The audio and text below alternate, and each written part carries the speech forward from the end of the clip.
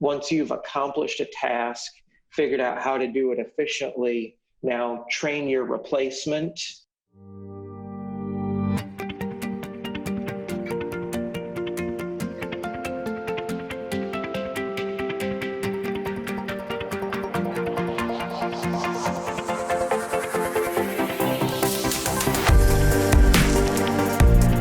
Welcome back to CFO Weekly, where we're talking with financial leaders about how to build efficiency in their teams, create time for strategy, and ultimately get results. With your host, Megan Weiss. Let's jump right in. Today, my guest is Sean Rizer. Sean is the Chief Financial Officer for Harding Group, based in Indianapolis, Indiana. Harding Group performs asphalt and concrete services for municipal and commercial customers, is a supplier of hot mix asphalt, and provides dump truck transportation for hire services. Prior to joining Harding Group, Sean spent over 10 years in public accounting, primarily for Somerset CPAs, where he traveled the country providing operational and transactional consulting and assurance services.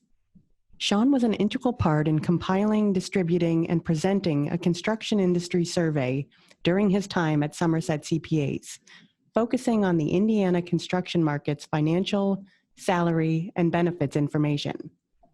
Sean's performed various speaking engagements, including guest speaker at USC Marshall Business School MBA program on quality of earnings analysis, key performance indicators, and how to hold employees accountable, understanding cost volume profit analysis, and business continuity planning, both through internal transitions and external transactions. Sean has served as visiting lecturer at Franklin College, committee member for the Indiana Construction Association Leadership Development Committee, and actively serves as a board member for the Indiana Asphalt Paving Association. He graduated from Valparaiso University with a bachelor's degree in accounting and finance. He is an active certified public accountant in Indiana and resides in Fishers, Indiana with his wife and son. Sean, thank you so much for joining me today. Thanks, Megan. I'm very excited to be here. Yeah, I'm really looking forward to our discussion today about letting go of what we can't control. It seems particularly relevant these days in a world that seems to be getting more and more unpredictable. So let's get started. Tell me about your career progression and how you got to where you are today. Absolutely. So back in high school, I got to spend a summer clerking for my uncle on the Chicago Board Options Exchange. And there, just learning about the stock market, how money moved is kind of how I got my inspiration to get into the accounting finance field. During the college years, spent some time working in banking on the front line as a teller, and then moved into the credit department, helping kind of compile financial data for credit worthiness of loan collateral reviews. And that really helped build the foundational building blocks of really understanding balance sheets, income statements, risk, leverage points, all those kind of key ratios that we get taught in college and then post-college years in practice. Then after graduating college, started working for a public accounting firm in Northwest Indiana, spent a couple of years there, moved down to Indianapolis and spent about 10 years working for Somerset CPAs, where I specialized mostly in assurance services, kind of grew into more of an advisory role as I progressed through the firm. And learning and being able to do both advisory services and assurance compliance services really, I felt, made me a more well-rounded CPA. Is you see different sides of a business and different angles. From an auditor perspective, you might be looking for one thing, but then when you put that advisory, almost CFO for hire consultant hat on, you look at a business a little bit differently. And having all that background and experience, I feel like really prepared me for how I got to where I am today to be the CFO here at Harding Group. Yeah, it sounds like you've had a really well-rounded career. So are there any particular stories or career moves that stand out in your mind as turning points? Yeah, as a young staff accountant, we had kind of our annual week of training, and one of our speakers had the phrase, if you've learned how to do a task, be it auditing a specific area in, accounts receivable, cash, what have you, it's time to then teach someone below you how to do that scope of work so that you free yourself up to grow and learn more and take on either higher risk areas in the audit world. And that was kind of, I really took that to heart and took it even beyond just the auditing is, we've only got so many hours in a day and everybody's time is valuable. And being kind of a motivated person that I am, always wanted to move up that rung as quickly as I could, but be able to understand why I'm moving up and taking those bigger roles on my shoulders. So understanding that leverage model of once you've accomplished a task, figured out how to do it efficiently, now train your replacement. And I think some people fear when they hear train your replacement that they're going to work themselves out of a job. And I look at it kind of the complete opposite way, is it opens up so many more doors to be able to do what typically people perceive as more of the fun stuff of being able to do the higher level thought, strategic decision making. That's one thing that really helped me get to where I got to today, moving from public accounting into private industry. In public accounting, you can kind of control your own destiny. You're viewed as a profit center. And, now being the CFO, I'm not expected to go out and bill hours or generate revenue directly for my company, but there's other ways that I can add value to the company. And that transition from public accounting to private industry, it definitely took me a little bit of time to get comfortable with what my new role was going to be. And I think the sooner people transitioning from public accounting to industry can understand the different dynamic from moving up the chain in public accounting to moving up the chain in industry, really will help them on their career path. Yeah, and I think that was really great advice. I feel like some people, as they learn things, that those are the things they want to just continue to do because it's comfortable, but it's also a good way to get stuck in a rut. Absolutely, yeah. We always try to keep moving forward as technology is always changing. We were talking about offline here a little bit ago, the challenges of technology and just being able to connect to the right medium. And, those weren't problems that we had 3, 6, 9 months ago as prevalent as they are. And also in the grand scheme of things, they're not huge problems, but still things that we have to deal with in a changing environment. So having that positive thought and knowing that there's always an answer out there and being able to tackle new things is fun and exciting for me. Yep. So CFOs, they're expected to always be in control. But as we know, some things are out of our control and it can be difficult to let go. So what advice would you give a CFO struggling with this? And how did you come to terms with this yourself? Sure. A lot of it goes kind of back to that fundamental, if you know how to do something, kind of delegate it down. It's a challenge when you meet with your stakeholders, be ownership or a bank or bonding company, whoever your users of the financials are, that if in draft form there's something wrong with the financials or a question and you don't know the answer, it's always easy to say it's my fault, or be able to know the answer offhand if it's something that you directly did. But that again prevents growth of trying to control everything. And by setting yourself up with a quality team, accounting team, operations team, everybody's got to work together. The more that you can set up a plan and have everybody follow through with the plan really helps ensure that as the CFO, when you get your financial statements to be prepared and presented at the end of the month, or your projections, that you know those inputs are right. And you've got to have that strategic ability on the front end to put that roadmap in place and trust that the team that you've assembled can follow through.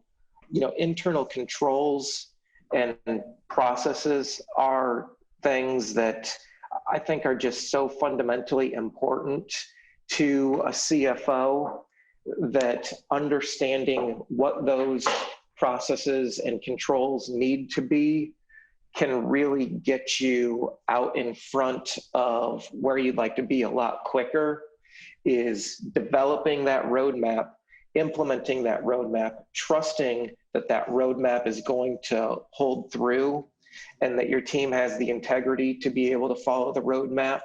And if there's ever an issue, that they are willing to come to you and say, hey, this kind of falls outside of norm, help me out here, instead of expecting you to find it and have them bury it and hope that it just kind of goes away with time. I know that's something that people who may struggle with confidence just try to bury things if they're wrong and hope that it doesn't get caught. Well, that can create so many issues down the road, that having a good team with you really helps the CFO identify things that may not directly be in his control, but put the team in place to get that roadmap where you want it to be. Yeah, I think that's great advice. I mean, I think that great CFOs build great teams. And as you said, they're able to delegate tasks and build those teams and their skills. And I've read that control is often rooted in fear. So what do you think that CFOs fear these days? What's keeping them up at night? Well, I think just about everything under the sun right now is keeping everybody up at night, unfortunately. But just going back to that topic of controlling the things that you can control, is we can worry ourselves sick as CFOs, or really just anybody in general. But having a limited amount of hours in a day, resources in a day, you've got to be able to structure yourself professionally and personally to handle what gets thrown at you. So we as CFOs get a lot thrown at us in a short amount of time. So it could be things like, understanding covenant calculations, cash flow projections, being able to respond to COVID-19, and, do we need to change the business model drastically, or should we kind of stay the course for a little bit and see how things react? Those are kind of some of the big fears that we've been dealing with. Understanding revenue streams. Are there certain markets that you target that may not be there 30, 60, 90 days from now, given the response to COVID-19? And there's also been other markets that have boomed because of COVID-19. So understanding how you can strategically position yourself to get into those markets if you're not already there, or continue your strong footprint in those markets. In our construction market, labor availability, skilled labor, has just been something that construction companies have had to deal with for a really long time, and it's not anything that's going to go away. So when you've got a crew of 8 to 10 people, knowing that if that crew would leave your company and go work for a competitor, that could be catastrophic to what projections you've put together, business models you guys have put together. So those are the kind of things that are keeping me up at night, and trying to be a best place to work for, and controlling the culture, safety, and just rewarding our employees, letting them know a job well done goes a long way.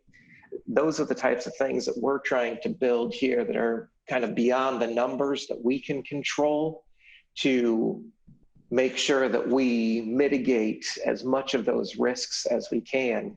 And when it comes to like cash flow projections, we do a 52-week rolling cash flow projection that gets updated about quarterly.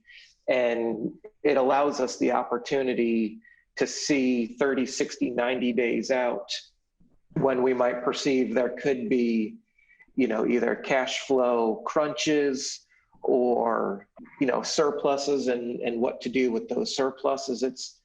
It's our chance and our opportunity to understand that fear and prepare with as much advance notice for that fear, to let ownership or the bank know, hey, this is kind of what we're seeing coming down the pike. If COVID-19 has a significantly negative impact on us, it may not hit us for 30, 60, 90 days as what we're seeing in the macro economy. And now we've got an opportunity to game plan and try to steer the ship in the right direction, so that fear doesn't overcome us, that we use it as an information, a data point, and plan accordingly on how to mitigate any risks that might come from that fear. Yeah, I think that's also great advice, is just to have a plan. I think plans help us deal with fear. Absolutely. No, it's, again, and having not just one plan in today's economy, but 2, 3, 4 plans. Here's a budget that we thought back in January, and now today that budget may or may not be relevant anymore. So having an expectation, a worst case and a best case scenario, and always knowing how that budget and plan can change accordingly. I think the biggest thing I've learned in my transition to the CFO side is a sensitivity analysis is critical in understanding how you can project those numbers out. So when we say, I do that 52-week cash flow projection, certain changes in the market when you look at, your budgets to actuals and what's happening, how sensitive are your various inputs to the overall impact on the market and your net profit?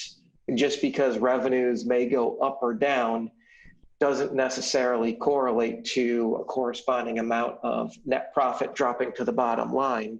So understanding that correlation, causation, and relationship, I think makes a strong CFO to be able to go to ownership or the bank or whoever you have to report to and say, here's what the plan was, here's why we did hit the plan, we exceeded the plan, or didn't hit the plan. And with a strong understanding of the detailed transactional level of what it really takes to build up to that top line sales number, helps a good CFO explain any variances from that plan.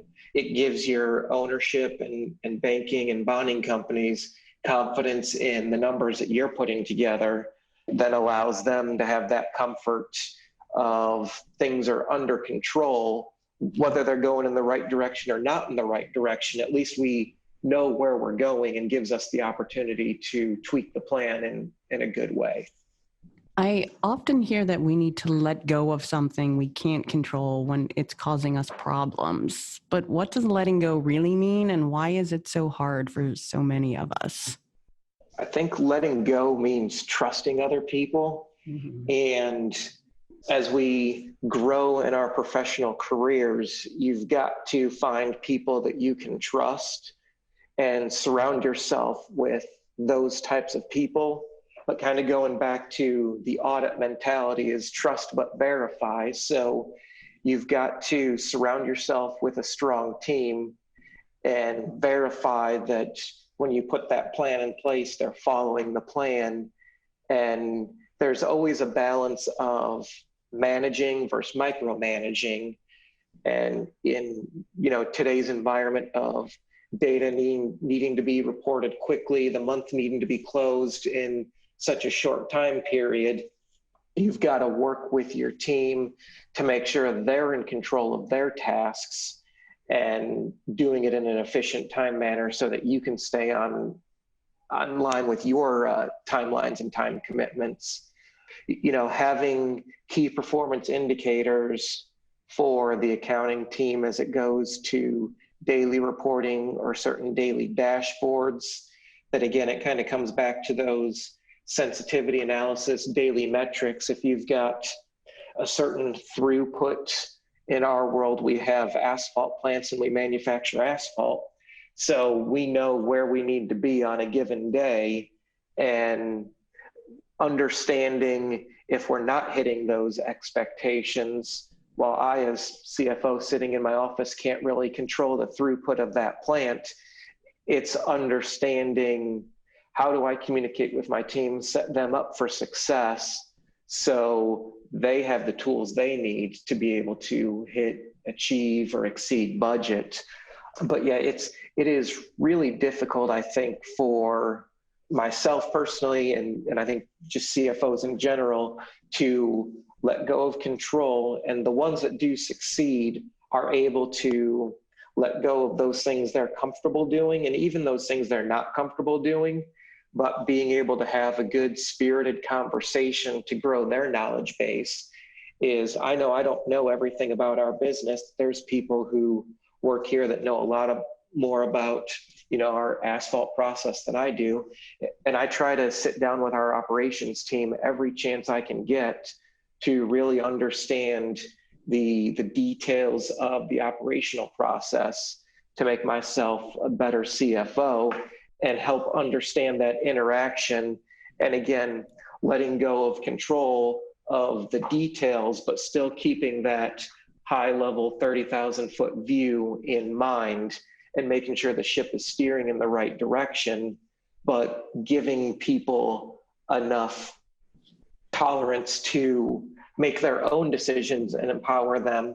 Because I know I feel rewarded when I get empowered with, you're in charge of making this decision, so it's on me whether it fails or succeeds.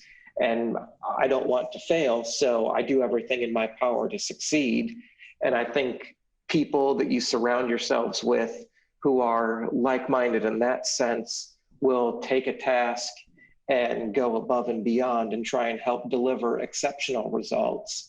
And when you can really get that team on board, it allows you to let go of some of those more day-to-day tasks and focus on the high-level week-to-week, month-to-month, year-to-year type thoughts. Yeah, and I think that's so key is trust. Just trust in your team and trust that, things are going to be okay. Yeah, I think that is definitely key to being able to let go and not be afraid. People, they talk about the importance of living in the moment, and we might hear about the different ways it's going to benefit us, and it all sounds great. But how exactly can we live in the moment when our mind is constantly racing, either worrying about the past or the future? This is a fantastic question. I struggle with it many days myself. Yep. I've got a young family at home and trying to keep that work-life balance in check, and then just trying to keep business operationally in check as well can be challenging. Again, there's only so many hours in the day, and you can only put forward such an effort on doing every task. And I try to make sure to give my best effort on every task, and being able to focus on what those priorities are for the day or whatever time frame are, and be able to cancel out all the noise and the things that you can't control. If you can't control it, there's really no point in spending a lot of time worrying about it. It's important to understand from a strategy perspective what impacts it may have on your business, but you've got to spend your time focusing on how you will respond to any changes in circumstances. So as long as you focus on the true ebbs and flows of kind of the day to day, and don't get stuck down the rabbit hole of playing the what if game. That's where you can really start to focus.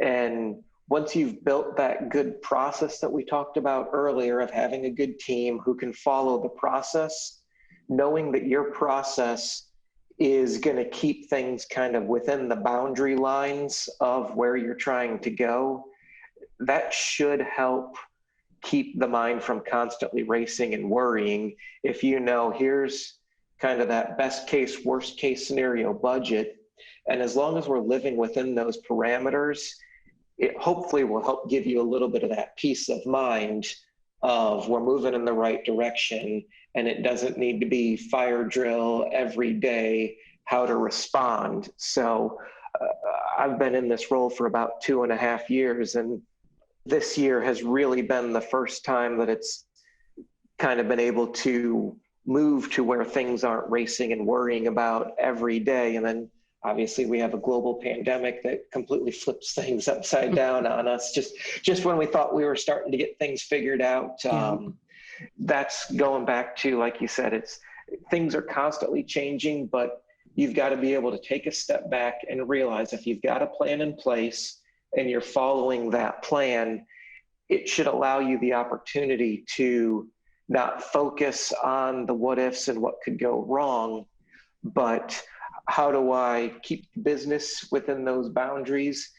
And, having downtime is important as well to keep your mind sharp, be able to get away with family, friends, what have you. So setting aside those handful of hours when you get home, trying to either maybe not turn off the cell phone, but just, leave it somewhere that you're not constantly checking that or checking the watch and having, texts ding through every 30 seconds on you when you're at home. It's trying to remove those stimulus to separate the world. You're never really off the clock anymore as the CFO, in my opinion. But it's also important to try to carve a couple hours out personally to relax and finding whatever that relaxation is for you.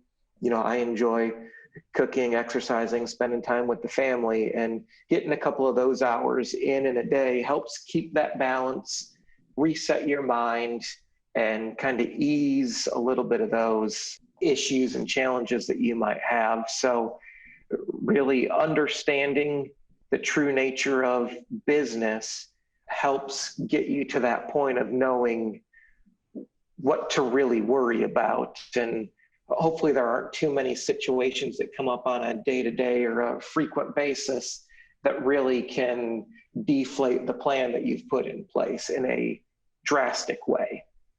Yeah, I think it is all about finding a balance, which leads us to our last question, which is what exactly are the benefits of letting go of the things you can't control?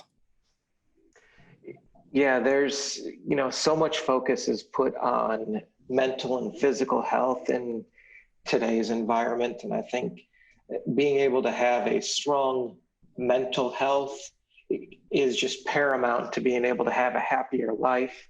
Focusing on things that we can't control is a fruitless exercise, and it really just kind of drains our energy, can make us an unhappy person, unhappy disposition, and really just lead you down a negative spiral. And again, going back to that, setting the culture through the company, nobody wants a negative downer type CFO that's just doom and gloom all the time of, well, if this happens, this could be negative, this happens, this could be negative.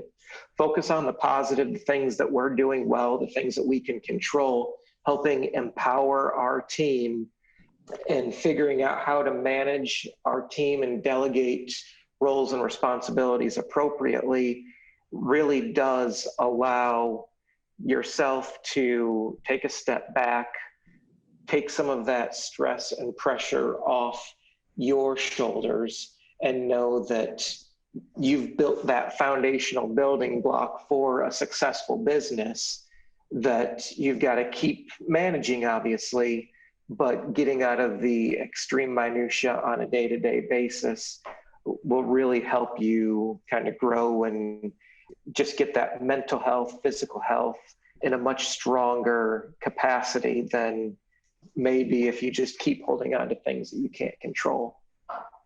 Yeah, that's really great advice. Sean, thank you so much for your time today. Well, thank you, Megan. I really appreciate this opportunity and look forward to hearing future podcasts as well through this channel. Yeah, I really enjoyed hearing about your experience and learning about how to let go of the things that can't be controlled.